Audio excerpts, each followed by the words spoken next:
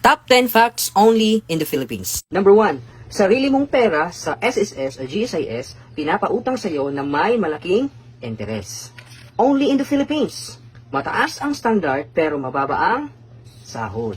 Only in the Philippines. Mahirap makapasok o makakuha ng trabaho kung walang backer.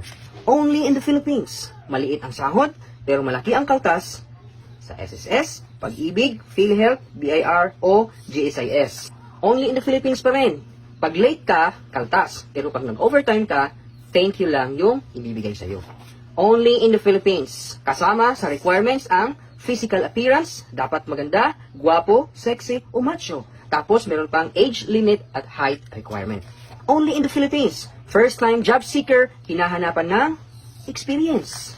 Only in the Philippines. Kukuha ka ng valid ID, pero hahanapan ka pa ng valid ID rin.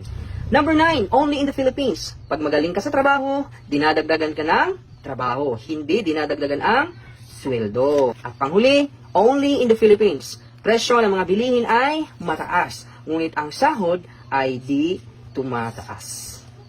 Hay nako.